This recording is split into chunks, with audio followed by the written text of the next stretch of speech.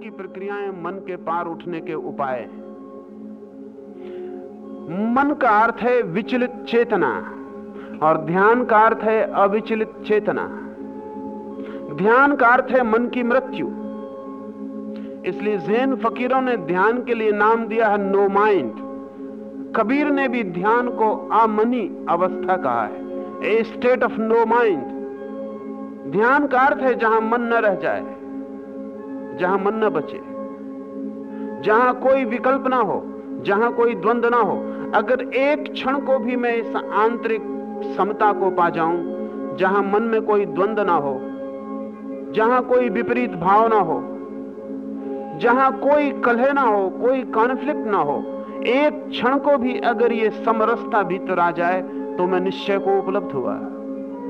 उसी क्षण मुझे परमात्मा उपलब्ध हो जाए, उसी क्षण उसकी मुझे झलक मिल जाए, धागे की झलक मिल जाए मनकों के भीतर जो छिपा है।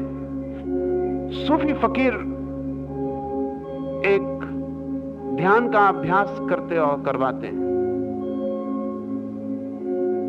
पश्चिम में जॉर्ज गुरजिएफ ने भी उस ध्यान के प्रयोग को बहुत प्रचलित किया इस सदी में। सूफी फकीर उस प्रयोग को कहते हैं द एक्सरसाइज ऑफ हाल्ट, और गुरजिएफ ने कहा है उसे स्टॉप एक्सरसाइज, रुक जाने का प्रयोग। गुरजिएफ अपने साधकों को कहता था कि जब मैं कहूं स्टॉप, रुक जाओ, तो तुम जो भी कर रहे हो वैसे ही रुक जाना। अगर तुम्हारा बायां पैर चलने के लिए ऊपर उठा हो तो वो वहीं ठहर जाए। अगर तुम्हारा ओंठ खुला हो बोलने के लिए तो वहीं रुक जाए। अगर तुम्हारी आंख खुली हो तो ठहर जाए।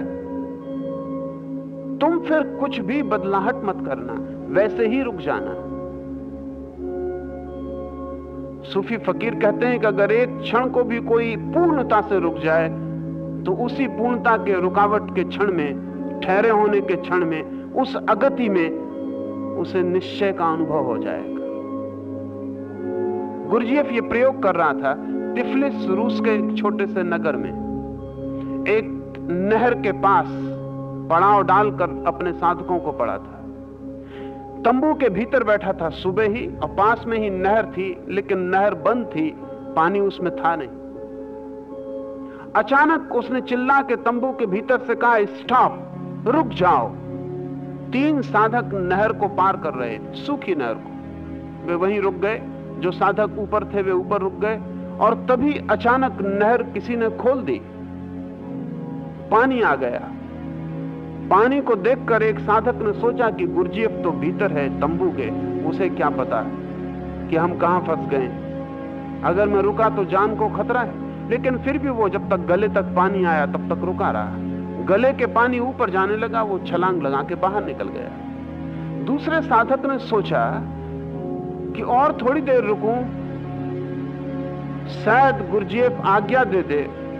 लेकिन जब नाक भी पानी में डूबने लगी तो उसने सोचा कि अब पागलपन, हम यहां ध्यान सीखने आए, कोई जान गंवाने नहीं। और वो पागल भीतर बैठा हुआ, उसे शायद पता भी नहीं है कि बाहर हम नहर में फंस गए। वो भी छलांग लगा के बाहर निकल गया। लेकिन तीसरे साधक ने सोचा कि जब तय ही कर लिया तो अब कोई बदलाहट नहीं। उसके सिर पर से पानी बहने लगा। गुरजिएफ भागा हुआ तंबू के बाहर आया, छलांग लगा के नहर में कूदा। उस तीसरे साधक को बेहोश बाहर निकाला गया। बेहोश बाहर से,